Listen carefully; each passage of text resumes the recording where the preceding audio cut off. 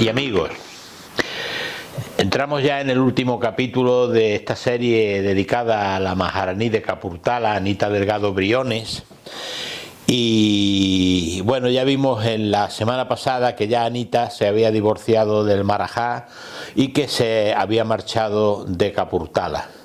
Anita llega en principio se traslada a París y a partir de ahí empieza a viajar por muchos países de Europa, como fue Italia, Londres, o sea, Inglaterra, Portugal, estuvo andando por muchos sitios.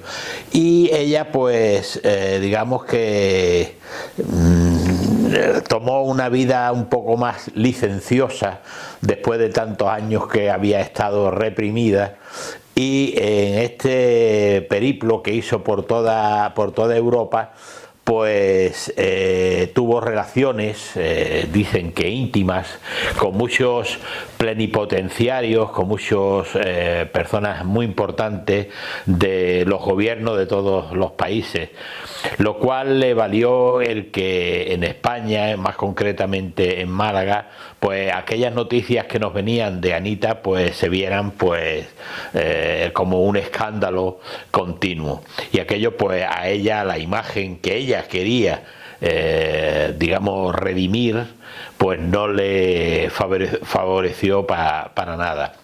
Bueno, Anita estuvo viviendo por todas estas por todos estos países, y ya sabemos que en una de las cláusulas del divorcio que elaboró el Marajá Jegai Singh, decía de que ella no debía de estar en un país que fuera proclive a que hubiera un conflicto bélico.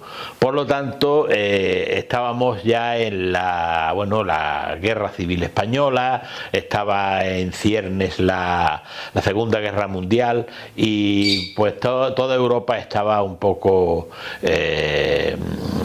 bajo la amenaza de la guerra. Ella se trasladó a Portugal y allí estuvo viviendo un tiempo hasta que ya pasó la guerra. Una vez que ya terminó todo esto, volvió otra vez a Francia y se encontró con una persona que tuvo que ver mucho también en una parte de su vida, que fue Ginés Rodríguez. Ginés Rodríguez era, digamos, era un hombre ya viudo, pero que había estado casado con una prima de Anita Delgado. De hecho, hay una anécdota muy curiosa, y es que cuando Anita fue a la boda de su prima, cuando Ginés Rodríguez vio a Anita, ese mismo día de la boda, Ginés quedó tan prendado de Anita que incluso llegó a comentar que no se casaba porque se había quedado enamorado de Anita. Lo que pasa es que el amor con Anita era imposible, puesto que ella estaba ya casada con el Marajá y ahí no había nada que hacer. Total, que él se casó con aquella chica y ya jamás se volvieron a ver. Sin embargo, al cabo de los años coincidieron allí en Francia, y a partir de aquel momento ya jamás se separarían los dos. Eso no quiere decir que Anita pues se dedicara en cuerpo y alma a Ginés, sino que ella tuvo también otros devaneos con otras personas, como por ejemplo aquí ya cuando se vino a España, tuvo devaneos por lo menos eso es lo que se dice, con el torero Belmonte, el cual después tuvo un mal final porque terminó suicidándose y tal. Y Anita siempre estuvo con Ginés. No se pudo casar con Ginés por una de las cláusulas que tenía su contrato de divorcio, pero sí Ginés siempre vivió con ella, incluso vivió tiempo en su casa de Marqués de Urquijo de Madrid, pero él estaba como, su figura era como la de secretario de Anita, pero era su compañero sentimental a todas luces. Bueno, pues Anita, después de todo estos jaleos y tal, decide marcharse a Madrid y se establece en la calle Marqués de Urquijo número 26. Allí vivió el resto de su vida pues con una cierta tranquilidad, aunque no fue tal tranquilidad. Ella tenía el problema, tenía ya el problema de que, bueno, pues su imagen había sido muy deteriorada, muy dañada, y mucha culpa la tuvo ella también, ¿no? No vamos a criticar nada más que aquella sociedad de aquel tiempo. Y escribió unas memorias a su manera de escribir, porque ella, pues la verdad que aquellas memorias había mucho de ficción, por decirlo de algún modo, y otras cosas que eran realidad. Entonces ella conoció a don Vicente Blasco Ibáñez, que es el famoso escritor valenciano, y le enseñó sus memorias y le dijo que ella quería que él escribiera sus memorias. Entonces don Vicente Blasco Ibáñez pues aceptó y empezó a escribir aquellas memorias. La fatalidad quiso que nada más empezar a escribir las memorias, don Vicente Blasco Ibáñez muriera, y entonces se quedaron las memorias sin escribir. Entonces Anita, con lo que ella había escrito y tal, pues se le ocurrió, tuvo la mala y peregrina idea de llevar estas memorias a un periódico para que ellos las publicaran, pero su idea era de que quería que la gente viera que ella no era atea, que ella no era tan casquivana como decían, que etcétera, etcétera. Era una manera de lavar su imagen. Pero lo hizo de la peor manera, porque se lo llevó a un periódico sensacionalista. Este periódico lo que hizo fue, le hizo firmar un contrato, y en el contrato pues venían unas cláusulas que ella ni las leyó siquiera y las firmó, y después se arrepintió durante toda su vida. Aquel periódico empezó a publicar las memorias de Anita con un gran éxito, pero en aquellas memorias, lejos de hacer que la memoria de la Maharaní digamos fuera restituida y que tuviera diera otra visión a la gente, al público, pues aquel periódico sensacionalista cargaba más las tintas en las cosas más escabrosas, e incluso se inventaba todo lo que quería. Anita, cuando vio aquellas publicaciones, se echó la mano a la cabeza, corrió al periódico para que dejaran de publicarlo, pero como ella había firmado sin prácticamente leer aquellas condiciones, pues no pudo hacer nada, puesto que ellos habían blindado aquel contrato para hacer lo que les diera la gana. Tanto es así que ella estuvo de abogados, estuvo de toda, y nada se pudo hacer. ¿Qué pasó? Pues que su imagen, lejos de cambiar para bien, cambió todavía para peor, y eso a ella la traía sin vivir. Anita pasó sus últimos días en su casa de Marqués de Urquijo 26 junto a su sobrina Victoria, la hija de su hermana Victoria, que como ya comentamos había muerto cuando la gripe española, y que ella pues digamos que la adoptó y vivió el tiempo que estuvo en Europa, y en Madrid pues vivió con ella. Era pues su compañía, más querida, ¿no? No obstante, hay que decir que también aquella compañía, su sobrina y ella, pues discutían muchísimo. Bueno, pues sigue ella su vida ya más o menos más tranquila, aunque siempre le atormentaba el tema de las memorias, que aquello fue tremendo, y un día empezó a sentirse mal y bueno, pues ya todos temieron lo peor. Llamaron inmediatamente a su hijo Agit, que estaba en el extranjero, y Agit inmediatamente voló para España y se reunió con su madre, con la buena fortuna de que la madre lo pudo ver allí, junto al lecho de su madre. Anita, sus últimas palabras fueron, fíjense qué curioso, fueron: ¿has dejado el periódico ya de publicar mis memorias? Lo que dijo, pues le dijo una mentira piadosa y le dijo que sí, que ya no esto. Y ella, pues digamos como que respiró tranquila, o digamos que expiró tranquila, porque en ese momento ella dejó de existir. En la mesita de noche tenía aquel portarretratos con los tres hombres que habían significado algo en su vida anterior, porque ahora para ella era un pilar muy fundamental en su vida sentimental, era Ginés.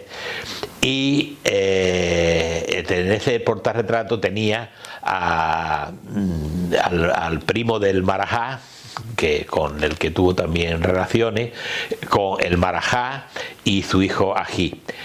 Y bueno, pues allí ella expiró ya tranquila, y empieza ahora otra etapa que fue muy dolorosa, que fue la de el enterramiento de Anita. Hay una anécdota muy curiosa, y es que Ginés, antes de que ella se pusiera mala y tal, le dijo a Anita, porque esto ahora verán al final, verá lo curioso que fue, Ginés le dijo a Anita de que ellos siempre estarían juntos a partir de ese momento, en vida y en la muerte, dijo Ginés.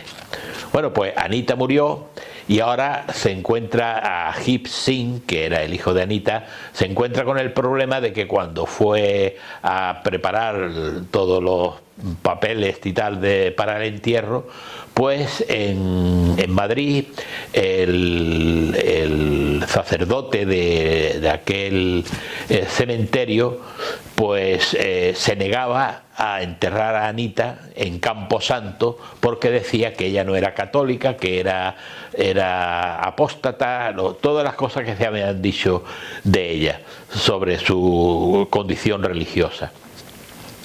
Él, por más que intentó convencerle, pues no lo lograba convencerle. Y bueno, pues para que este hombre se convenciera, o digamos, ya no este hombre, sino las autoridades eclesiásticas de Madrid de aquel tiempo, para que se convenciera, Agip mandó una carta a don Ángel Herrera Oria, saben ustedes que fue obispo de Málaga, con el que Anita había tenido algún trato, para que este hombre certificara de que Anita verdaderamente era católica y que no era apóstata ni nada de esto. Y efectivamente, don Ángel Herrera Oria mandó una misiva diciendo que Anita no era para nada lo que se decía de ella, que ella era católica y era practicante y tal y cual, y que podía ser enterrada en un cementerio en Tierra Santa. Y bueno, pues cuando recibió este sacerdote esta misiva, pues siguió en sus treces. Dijo que no la enterraban allí porque era una mujer que había tenido una vida licenciosa. Bueno, una historia muy propia de aquel año 1962, porque Anita murió el 7 de julio, San Fermín, el 7 de julio de 1962, a la edad de 72 años. Y bueno, pues seguía el problema ahí y bueno, Anita ya llevaba muerta un día, y Agip pues no paraba de moverse de un lado a otro, incluso llegó a ofrecer dinero para que la enterraran y no había manera.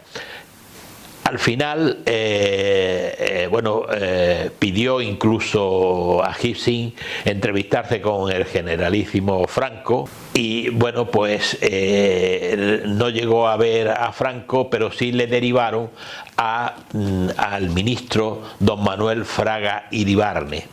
Don Manuel Fraga Iribarne lo acogió con mucho cariño, con mucha vehemencia a este hombre, y escuchó pues aquellas demandas que tenía Agip y don Manuel Fraga Iribarne pues se echaba la mano en la cabeza y no entendía cómo un sacerdote podía prohibir que se enterrara a una persona que además estaba probado que era católica, que fuera enterrada en tierra, en Campo Santo. Y entonces él lo tomó como suyo, don Manuel Fraga Iribarne tomó aquel caso como suyo y habló con las autoridades eclesiásticas. Las autoridades eclesiásticas se formó un jaleo tremendo, total que al final le autorizaron a que fuera enterrada en el cementerio sacramental de San Justo de Madrid. Y ahora viene una cosa curiosa, y es que ella había dejado muy bien escrito cómo quería que fuera enterrada, y ella fue enterrada en suelo con una losa encima, donde ella quería que junto a su nombre y que se pusiera la Maharaní de Capurtala y tal, que estuviera el escudo de armas de Capurtala, como un símbolo de que ella le estaba muy agradecida también a Capurtala, pese a todas las cosas que había vivido. Y así fue. En la foto que vemos se ve ese escudo y se ve la losa que tapaba el cuerpo de Anita Delgado. Y ahora viene lo curioso de Ginés Rodríguez, que como ya he dicho antes, dijo que estarían juntos en la vida y en la muerte. Pues fíjense qué curiosidad, que años después, no recuerdo cuántos fueron, si fueron 2 o 3 años después, falleció Ginés Rodríguez. Y mira por dónde, sin nadie haber pedido nada ni nada y sin haber mediado nadie, entierran a Ginés Rodríguez en un nicho de pared. Pero la casualidad hizo de que el nicho y la tumba de Anita no distanciaran más de 2 metros de distancia, o sea, que no hubiera más de 2 metros de distancia entre el nicho y el enterramiento del suelo, con lo cual prácticamente podemos decir que Ginés Rodríguez cumplió esa promesa de que estarían juntos en la vida y en la muerte. Y bueno, y hasta aquí queda la historia de Anita Delgado. Decir que sobre Anita Delgado se ha escrito mucho, y se han dicho muchas cosas que para nada son ciertas. Aquí prácticamente tenemos los testimonios de Elisa Vázquez de Gay, que es una gran escritora gallega, que ella de primera mano fue la primera que pudo trabajar con las memorias de Anita, y hizo un trabajo genial. Y bueno, yo también he recopilado, digamos que he bebido de sus fuentes, y aparte he hecho mis investigaciones, y sobre todo para mí fue muy curioso el ver el tiempo de Anita en Málaga, que me llamó mucho la atención, y que lo podéis ver en los primeros capítulos de esto. Luego hay otro escritor que para mí es un grandísimo escritor, que es Javier Moro, que escribió un libro, posiblemente el libro que más se haya vendido vendido, que era Pasión Turca, que está escrito, pues, bueno, es una maravilla. A mí me encantó, porque me gusta mucho cómo escribe este escritor, y me encantó. Lo único que pasa es que hay que tener en cuenta que es una novela, y dentro de la novela, pues uno se puede tomar ciertas licencias, pero la verdad que la novela es magnífica, y yo creo que es la que todo el mundo, o casi todo el mundo, ha leído. Así que yo con estos capítulos he querido poner en su justo término lo que fue la vida de Anita Delgado, para bien o para mal, pero ahí está. Así que espero que os haya gustado esta historia. Como siempre os digo, si os ha gustado y conocéis a alguien que le puedan gustar estos temas, se lo podéis reenviar, y también, pues, si queréis, le dais al botoncito de suscribirse, que es gratis, le dais al dedito para arriba, el me gusta, que eso nos ayuda mucho. Y nada, y aquí estaremos todo el tiempo que podamos. Muchas gracias y hasta la semana que viene.